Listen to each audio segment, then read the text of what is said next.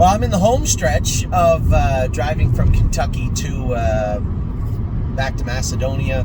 Got all the babies to go with tomorrow. They went with them already.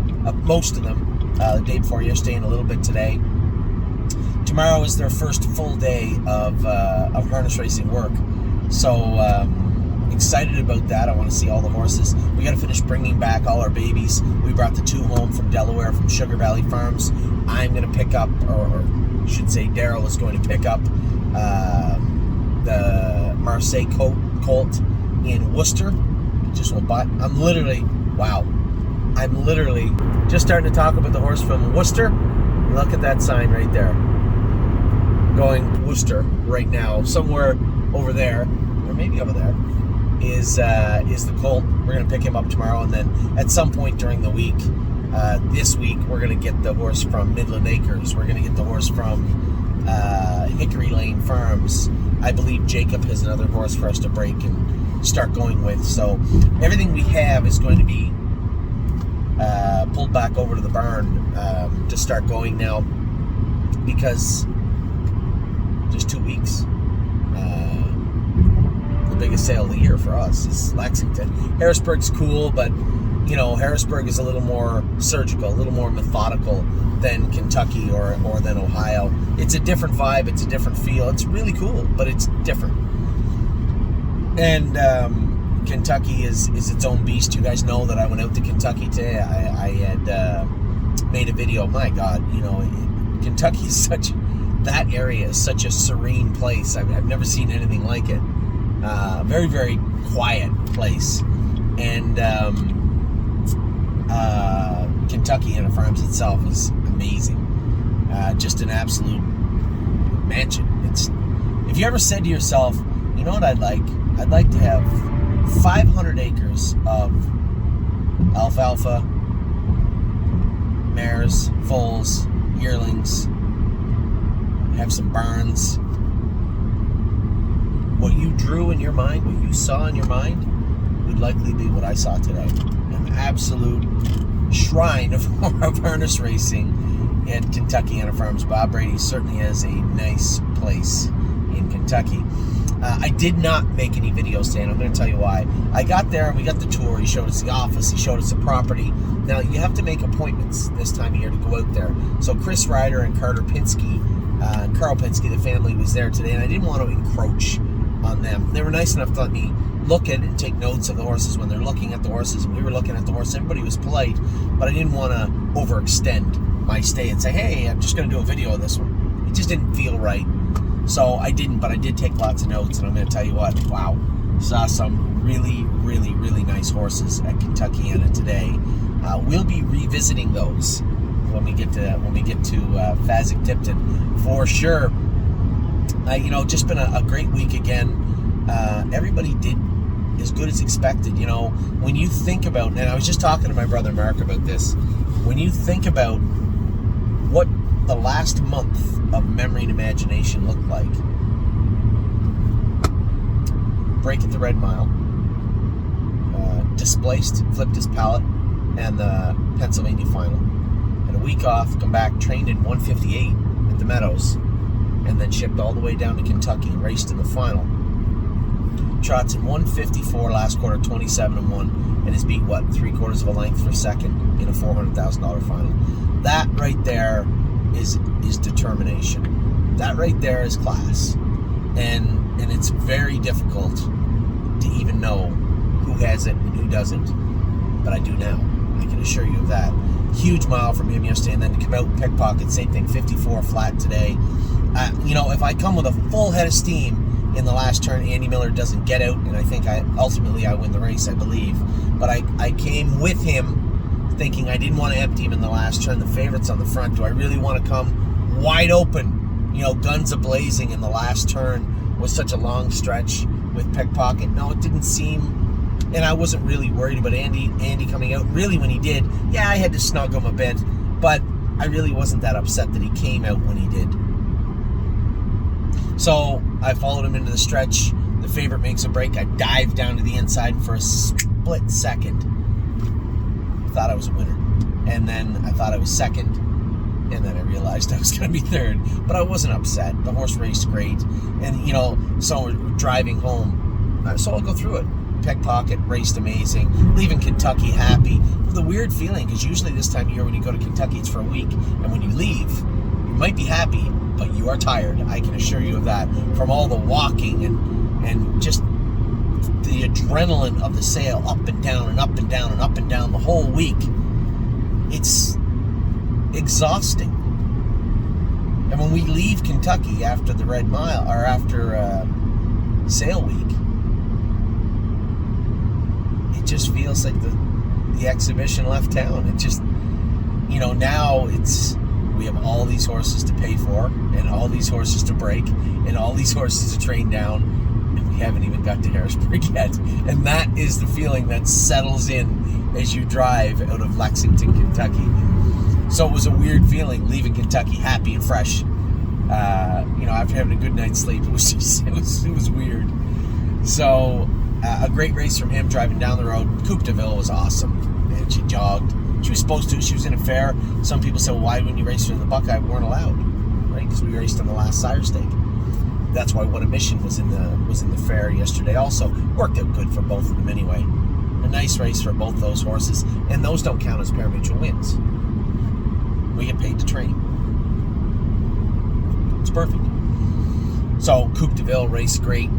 Swinging Senorita, great drive by Tyler. I know I talk to everybody all the time. I said in the final, I don't regret leaving. I can't stop another driver from going quickly or stinging me to the quarter. He's supposed to. But at the same token, I'm not going in behind him, right? And I'm not going to race Swinging Senorita from the back in a $300,000 race when I know that the favorites are going to be near the front also. So I have no regrets. Disappointment, but no regrets in the final. And Tyler today from the 7.5 mile track, well, that's a different story. The 5 horses, one you got to beat. You can't outleave her. There's not going to be a whole lot of friends in there to give you holes. I thought Tyler did a tremendous job, kind of wrestled her way back through the inside, and she pushed through to finish third. Now, even those races, I know. Think of it this way. If Tyler doesn't find room on the inside and she finishes 5th, everybody's pissed because he didn't leave with Swinging Senorita.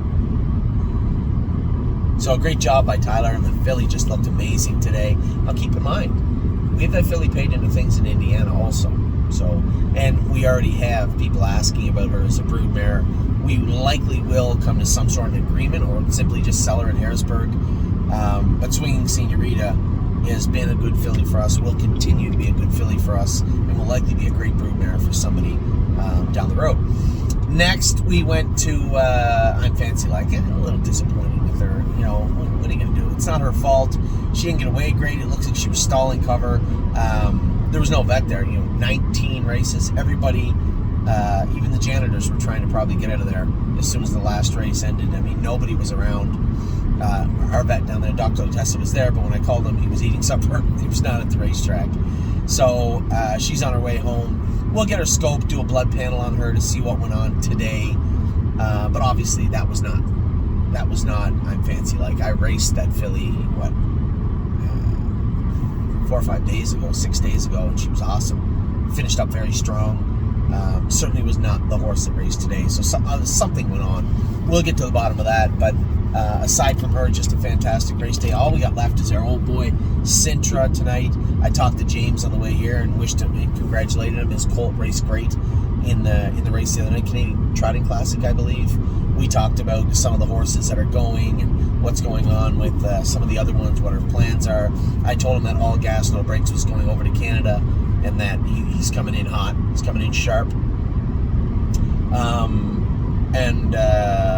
And I asked him about Sintra. I knew he wasn't driving him, but I was curious why. He said, well, the Greek Freak horse just qualified 50, come 26. He said, I drive horses for those people. What are you going to do? But, there's the undertone of the whole, the underpinning of the entire message was that Sintra is 3rd favorite in the bottom class at Mohawk. That's how tough racing is at Mohawk right now. So, as we continue to pick up horses like All Gas No Brakes, horses that I believe, Serious Dragon, horses that can slide into spots for us. place them in the proper classes at Mohawk. Move some of those campaigners out there getting chewed up. Give them a little fresh start at another place. I think that'll do us a lot of good. Looks like money, as I said, Harry comes back home the end of this week, I think. No, don't get your hopes up. He's not going back to the races, but he is sound. His leg is cleaned up really good, and we'll keep an eye on that lesion, see how long it takes to heal up, and then have him fresh and ready to go at some point again. It won't be as soon as he's ready, get him ready, but when he's ready, he'll be ready to go. And everybody knows that. Harry knows that. But that Dr. Bosenjack and certainly Dr. McKee knows that. So that's the plan with him. Resolute Bay, I got an update on Resolute Bay and Locatelli today. Locatelli's training at 210 tomorrow. Resolute Bay, similar, 215, 212, I think somewhere around there. And those horses are getting close also. So we've picked up some really good foot soldiers, as I said. A sliver of fashion. Looked good last week. Now he's got a 2-class jump coming at him, which is a little frustrating. He's got a 2-class jump coming up. Obviously, All Gas No Brakes looked amazing. We have Halakai, our first start with her on Wednesday. She's picked to win. So I think we're making the right moves as far as acquiring and selling.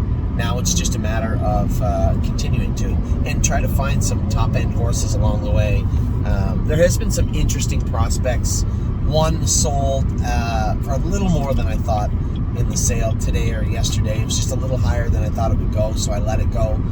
But we will have a number of those to keep in mind as we get closer to Lexington. You're going to see On Gate. You're going to see Preferred Equine have a number of powerful-looking horses out there.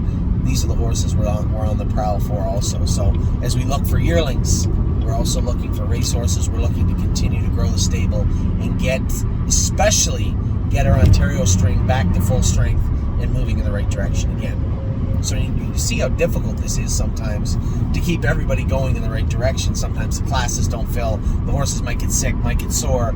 So all these things we're trying to traverse and navigate at the same time.